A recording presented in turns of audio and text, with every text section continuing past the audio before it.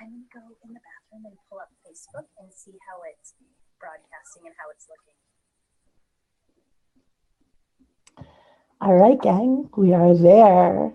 Welcome. 3, 2, 1, you've got it.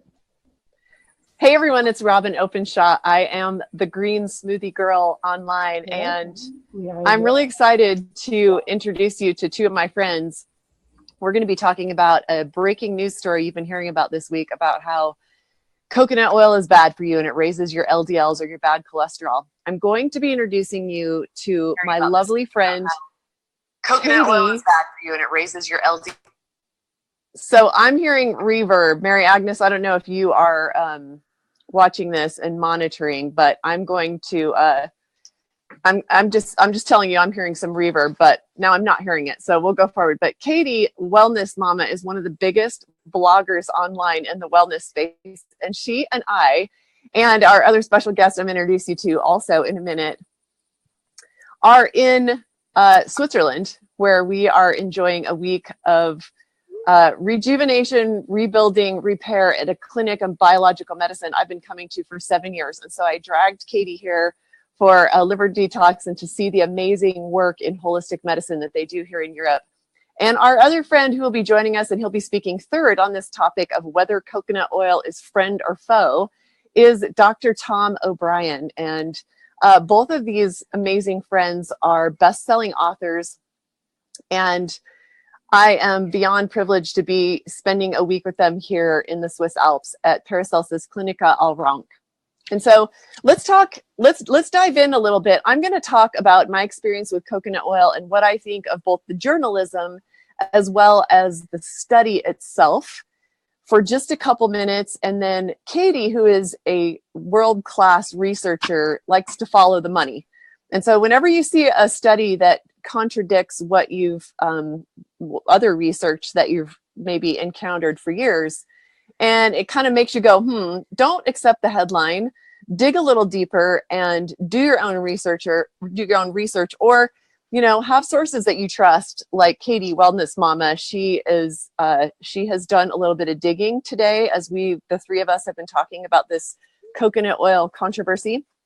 And then we're going to talk to Dr. Tom O'Bryan about what the whole cholesterol measurement really means. Are LDLs really bad? Are HDLs really good? And so let me talk just a little bit about the journalism. First of all, the writer says that if you're going to replace coconut oil, if you're convinced by his story, and it's actually been picked up everywhere with salacious titles, and each one just seems to get more and more sensational, making people believe that these medium chain fatty acids that have been in indigenous diets for thousands of years are really, really bad for you. And if you're going to accept that coconut oil is the devil, then you should use vegetable oil instead. And this betrays a fundamental ignorance of the journalist, because vegetable oils are very problematic. They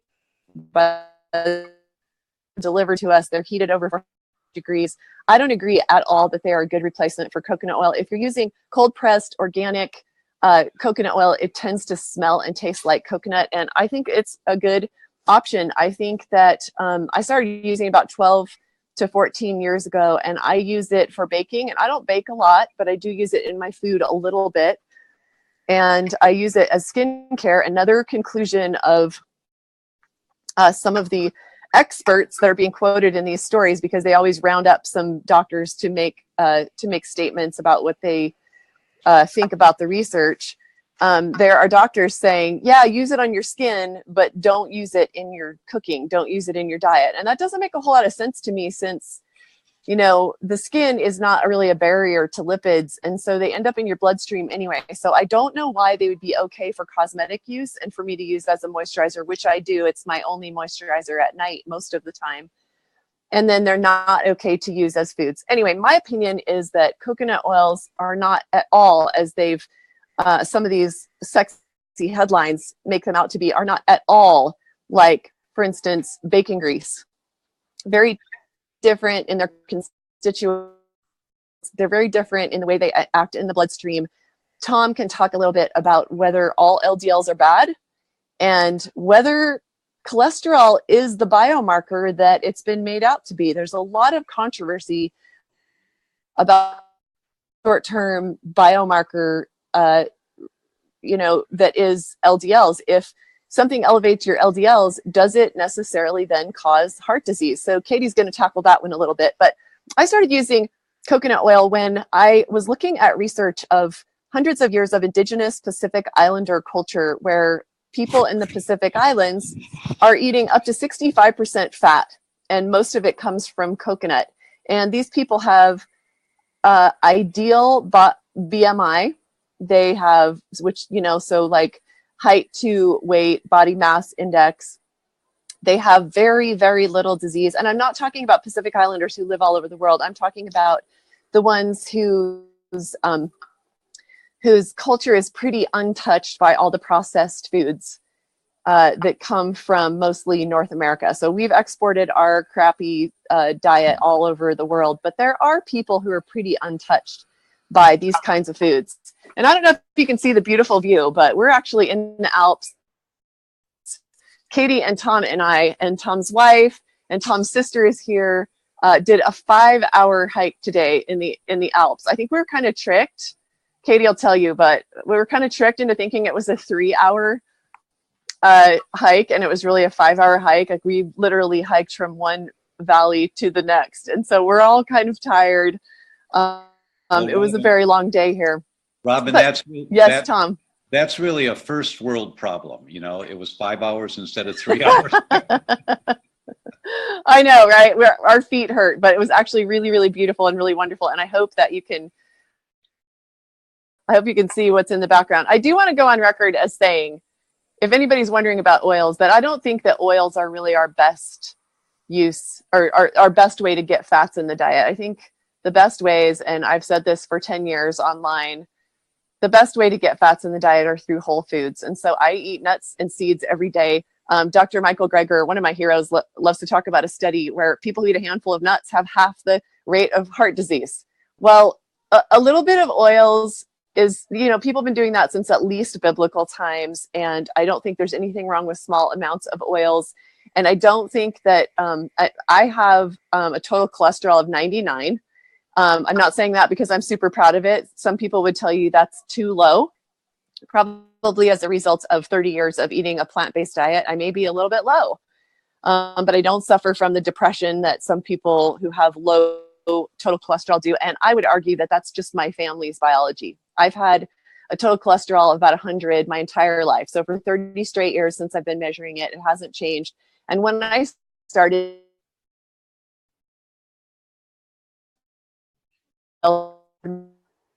beauty routine, I haven't seen a change in nails, and Tom can address that a little bit. But makes no sense that it's our skin, but bad for our diet. My colleagues here can address that. And let's see if there's anything else that I wanted to tell you. The researcher said, I don't even know why anybody ever said that coconut oil was healthy. Well, one reason is that even at high temperatures, coconut oil doesn't produce trans fatty acids. And those are the ones that I really try to avoid. So I'm going to hand this off to Katie, the wellness mama, to talk to us a little bit about what she learned as she dug into the research before we then get some opinions from Dr. Tom O'Bryan. Thanks, Robin. So yeah, 2 things to know. First of all, if a nice German man who lives in Switzerland says you're going for a little hike, the hike will not be little. It was super fun, but we're all definitely tired. And secondly, that, like you said, coconut oil is a completely different fat than a lot of types of saturated fat. And for one thing, I thought the whole that fat was bad mentality died a few years ago. I thought we had researched this enough and we had covered it, but apparently not. But coconut oil is mainly medium chain fatty acids, medium chain triglycerides, which are completely different than other types of saturated fats that are studied to begin with. But this study is really problematic for a few reasons. So first of all, it's not actually a new study at all or any new information. It's just a meta-analysis, which means it's analyzing existing information. And if you read studies at all, you'll see that any scientist who do a meta-analysis, they can kind of get the conclusion to look like whatever they want it to. So I always look for a bias. Basically, I see this as they're clickbait targeting a really popular keyword right now because Google's favoring news results. They're getting top search results and they're getting traffic to their pages, which are probably being funded. So just as an interesting side note, when I started researching this study, it is linked to the American Heart Association's Facts About Fats campaign, which the canola oil industry has actually been funding. They're an ongoing financial donor to the American Heart Association.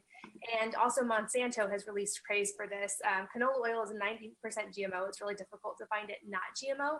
So there's a definite strong money trail, which I think is always important to look. There's also some potential ties of the lead researcher directly to these organizations as well.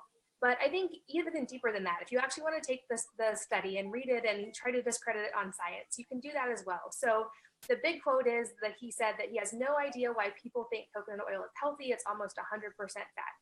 So I know we've all talked about this, but there are certainly healthy sources of fat. The body needs fat. Many cells of the body depend on fat to function properly. It's also important to remember that the review did not look at clinical trials that actually compare the direct effects of coconut oil to cardiovascular disease at all.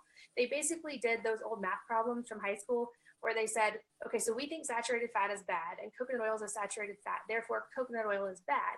But there's not actually any studies that prove that. In fact, if they had looked for studies, they would have found a 2009 study that showed that coconut oil actually reduced LDL and increased HDL, which is pretty much the opposite of what they said.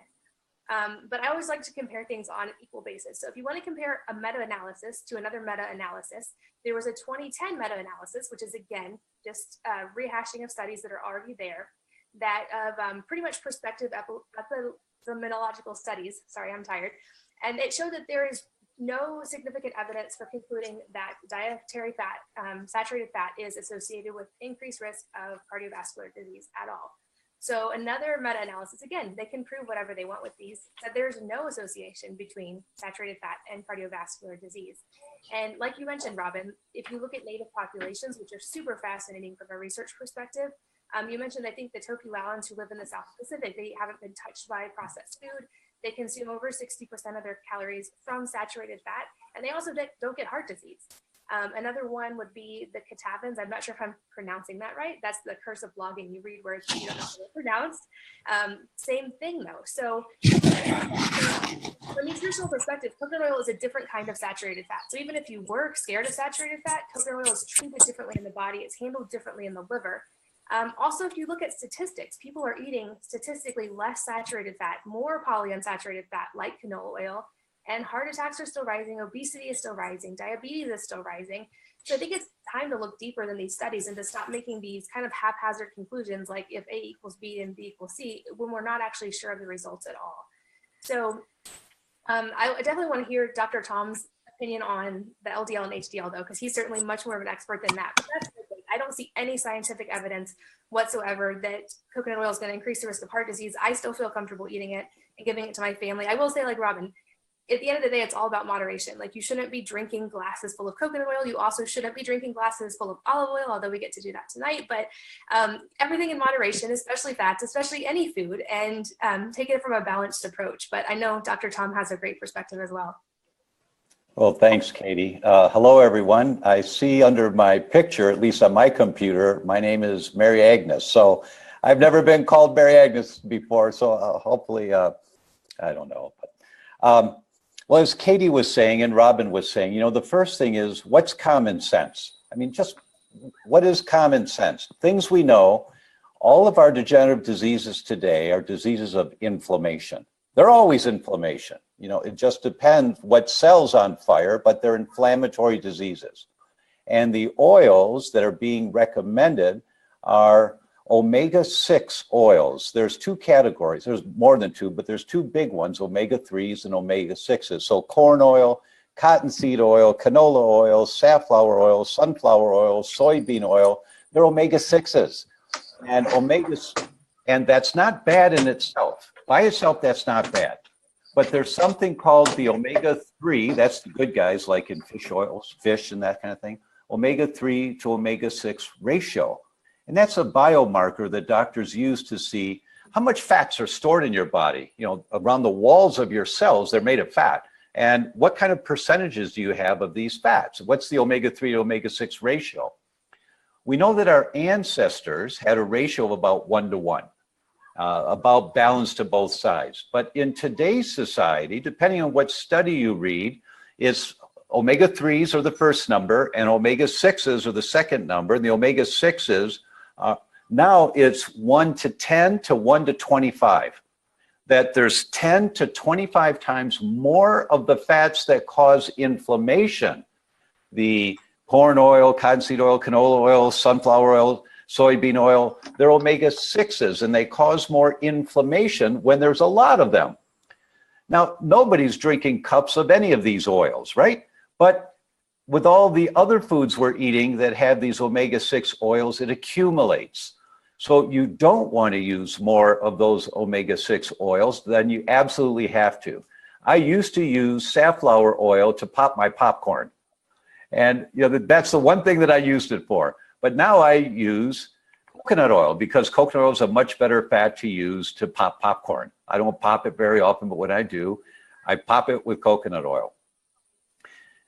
That's the ratio is really important. So you don't want to go to those fats. Those fats are now considered, even though this study says go to those fats, what's wrong with these guys? I don't quite understand this. We dealt with this, as Katie said, 15, 20 years ago, and the studies are very clear about all that stuff.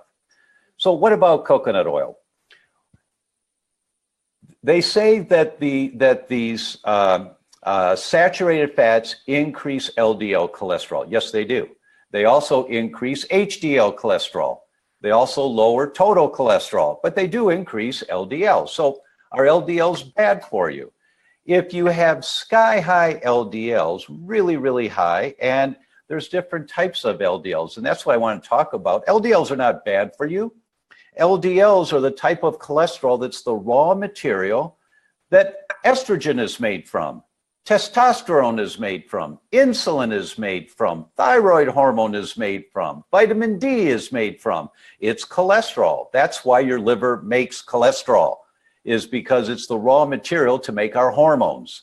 And it's the LDL cholesterol that's the raw material to make our hormones. So you've got to have LDL cholesterol. What's the most common reason that I see in clinical practice for high levels of LDL, higher than I would like them to be, and they're not eating a bunch of junk food? They have a whole lot of stress in their lives, and their bodies are producing stress hormones, and you need more raw material to make the hormones. And that's a major one. And when people calm down over the course of a few months with meditation or prayer or walking, get a little exercise in, so they reduce some of their stress, their LDL levels come down. So it's not the fats that are doing it, but it's the stress telling the liver, you got to do it. So that's a very common mechanism. Now, what about the LDLs? There's different types of LDLs. There's the large buoyant ones that are like tumbleweeds blowing across the plains, and they bump up against you. It's no big deal. They go all along. But then there's another type of LDL cholesterol called the small, dense LDLs. Those guys are like octopus tentacles. They grab onto your blood vessel walls and they stick. But the force of the bloodstream breaks them loose, but the suction cups stay there. And those suction cups from the small, dense LDL cholesterol kind of wiggle their way down into the blood vessels, the walls of the blood vessels. That triggers hardening of the arteries. That triggers atherosclerosis. So looking at total cholesterol and HDL and LDL, that's old hat, guys. That's been around for 35 years. That's a really important test to do, but it's not complete. 50% of the people that die from a first heart attack don't have high cholesterol. So why are we only checking cholesterol to see if they're at risk? We, of course, want to check cholesterol. That's an important marker, but it's only half the marker. The other half of the marker, most of the other half, is inflammation and inflammatory markers. And these oils that this study is talking about cause more inflammation. That's the big kicker for most degenerative diseases. So that's the LDL cholesterols. Then in the HDLs, there's a couple different types. One type are like scrub brushes that clean your pipes. The other type are like hitchhikers. They're along for the ride. And some studies show that the hitchhikers, HDLs, increase atherosclerosis. But wait a minute, they're HDLs. Read the studies. They may increase atherosclerosis. So you don't want to just get a total cholesterol, HDL and LDL. You want that, but not just that. You also you want what is called lipid subfractionation, which is looking at the different types of LDLs, the different types of HDLs, and your doctors know about this. Well, why don't they do it? Insurance doesn't pay for it. So it costs you $60 on a copay. But when you do that, you get a much more comprehensive measure of whether your cholesterol is a big problem for you right now or not. And I agree with Katie, you know, nearly a third of the world's population has used coconut and coconut oil for eons. And they don't have the degenerative diseases that we have until they start eating the Western diet. Then they start getting the same types of diseases. So I use coconut oil it's on our kitchen table. No, it's not. It's by our stove. We cook with coconut oil. I don't pour it on my food. Some people do, and I'm going to tell you why that's a good thing for some people. The studies show coconut oil is called a medium chain triglyceride, MCT. It's an MCT. What MCT oils do in your brain, especially with Alzheimer's, that's where the studies are published on this, is that MCT oils, there's 5 different types of Alzheimer's, but one of the types of Alzheimer's is when the sugar can't get into your brain cells. It's in the bloodstream, but it can't get to your brain cells. I'm talking about blood glucose, not Kit Kat bars, right? I'm talking about blood glucose. Unfortunately, it's called blood sugar. So some people think it's table sugar. No, it's not. So just know that there's a difference there. And one type of brain deterioration and loss of brain function is when you can't get enough sugar into your brain cells. And that is called insulin resistance. The insulin's not carrying the sugar into the brain cell. And that triggers the gaining of weight and the obesity that we have in kids and the early diagnosis of diabetes in kids. This is because sugar can't get in the cells. Medium chain triglycerides, that's coconut oil, medium chain triglycerides escort the sugar into the cell without insulin.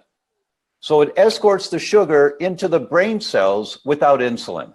There's a really great TED Talk that you can see. I wrote it down because I was afraid I wouldn't remember it. Let me see where it is here. There it is. Alzheimer's disease. What if there was a cure? And watch that TED Talk. It's about 15 minutes long. And this gal is a neonatal neurologist. That means she specializes in the brains of premature babies. And unfortunately, her husband developed Alzheimer's. And she talks about how she dialed into the medical literature on this. And she saw a change in her husband in 2 days when she gave him coconut oil. So they talk about 7 teaspoons of coconut oil per day for people that have Alzheimer's. I'm not advocating that, but if you think about a little bit of coconut oil every day, it's going to help your body. It's just going to help a little bit more to get sugar into the cells of your brain. Your brain's going to work a little better. It's going to help to lower total cholesterol. It's going to help to increase the HDL cholesterol. Just don't go crazy with it and stay away from those other oils. Robin, back to you. Thank you, Tom. That was actually really interesting and really helpful. And I love the research that Katie did. Katie, do you want to say anything more about who funds, I think you dug a little deeper and may not have completely covered what you think is going on behind who paid for that information. I talk to my readers a lot about how most information on the internet now is paid for by marketers. And most research is, Katie alluded to how cherry-picked most research is. It is paid for by a specific industry trying to prove a specific point. That meta-analysis that was referred to was pulled out of a study where coconut oil wasn't even really the main point, but it makes for a really sexy title for all the health nuts out there who have been following the story about medium chain fatty acids and how in the 1980s, we had a whole decade there where we had no medium chain fatty acids in our diet because we were told that butter was bad for us. We were told that coconut oil was bad for us. And so MCTs, or medium chain fatty acids, are actually really important for neurological health. I've seen that YouTube video that you're talking about. Tom saw it years and years ago. It's really compelling. The woman talks about, she shows pictures that her husband drew and how he was able to draw far more detailed drawings showing a lot more stronger cognition in just days, and how he progressed over weeks, and how our brain, our myelin sheath, our lipid membrane around every single cell requires medium chain fatty acids. And one thing that the study said is sort of ridiculous is, well, you know, 15% medium chain fatty acids. Well, who cares what percentage it is if we don't get enough medium chain fatty acids in the diet and we use it? I do want to say, before I see if Katie wants to say anything else about her digging into who the lead researcher. Oh, Robin, you froze Here up. listening to this is particularly. Oh, thank you. Yeah, we've all been freezing a little bit. Am I better now? Yes. Yes. Okay. So I just want to point out that medium chain fatty acids are deficient in the diet of most Americans for a very long time. I'm glad they're back. I think that with so much neurodegenerative disease that we have to get those good, clean fats, because the lipid membrane on every single cell is made up of fats. That's what lipids are. And so I agree with my colleagues that we don't need to pour it all over our food. There's this American tendency to, once we find out something is good, then more is better. I don't think we need to drench our food in fats. I'm not a big fan of the ketogenic diet. I think fasting is good. I think drenching your food in a ridiculous amount of fats, usually processed oils, is a bad idea. And so if you're going to use coconut oil, please use organic. If it doesn't smell and taste like coconut, it's probably been quite heavily refined. So Katie, did you want to say anything else about your research into the lead author and American Heart Association, and who is funding American Heart Association, and your theory on who actually paid for that foray into the press? Yeah, so I actually have some emails out to get full confirmation of this, but basically what I found is this release of this study coincides with Monsanto's releasing a new, even more genetically modified version of canola oil and soybean oil that is even lower in saturated fat. So how ironic that there's a meta-analysis that's condemning saturated fat right when they have just planted thousands of acres of this new highly modified plant that they're going to be trying to sell. So that's like a huge red flag to me to begin with. But it's related, the American Heart Association, and in this meta-analysis is related to the Facts About Fats campaign, which I did find direct evidence was funded by the canola oil lobbies and the canola oil associations, which of course are run largely by Monsanto. And canola oil and soybean oil are 90% genetically modified. And I know, Robin, you talk a lot about GMOs and why they can be really problematic. But they're basically suggesting that you get rid of a natural oil that comes from a whole food, and suggesting that you replace it with the most refined oil possible. And even people, I don't know, sometimes realize canola oil is actually from the rapeseed. They didn't think the name rape oil was going to sell very well, so they. Katie, hold on. Now you. Am I back? Katie, I've been hearing you just fine. I think Robin's been fading out there. Okay. Oh. So basically, canola oil was a marketing name that they came up with to make their oil sound more palatable. But it is a genetically modified food. It's a seed that we don't consume. It actually isn't consumable in its regular form. They have to highly deodorize it. They have to use chemicals to extract a solvent to pull out the actual fats in it. I can guarantee nobody listening has cooked like steamed rapeseed for dinner. It doesn't exist in an actual diet. They've just created this super modified food that fits their criteria. And how ironic that a study whose lead author is also tied to Monsanto comes out condemning saturated fats, which science has been saying is they're good if they're the right kinds and they're quality sourced for years. That flies in the face of all this evidence right when Monsanto's got a big product that's ready to be released. Thank you so much for that, Katie. Looks like Dr. Tom has something else to say too. Yes, thanks, Robin. What Katie said is so right on the money. And guys, just think, just think a little bit. Unfortunately, you have to do a little homework on this. You have to put a little time into it to see if this makes sense to you. I'm going to recommend that you take a look at our friend's website. Do a little homework on this. You have to put a little time into it to see greenmedinfo.com. And I'm going to recommend that you take a look at our friend's website. Do a little homework on this. You have to put time into it. Wow. greenmedinfo.com. And All of a sudden it's feeding back to me and it just stopped now. But somehow the technology went goofy. Katie and Robin, can you hear me okay now? Now I can. Okay, good. Greenmedinfo.com has a great write-up with a bunch of studies. There's 36 studies that you can look at for yourself and see if it makes sense to you that, you know, in modest doses, coconut oil seems to be a pretty good thing.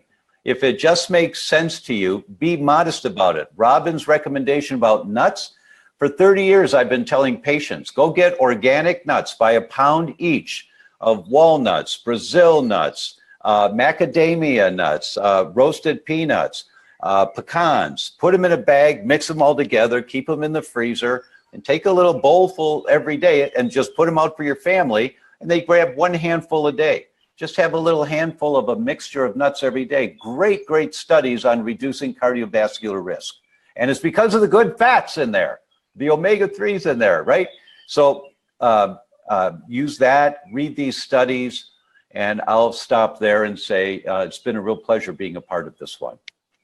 So if you ask my assistant, Caroline, for information on our 2018 trip here to Switzerland, come with us next year.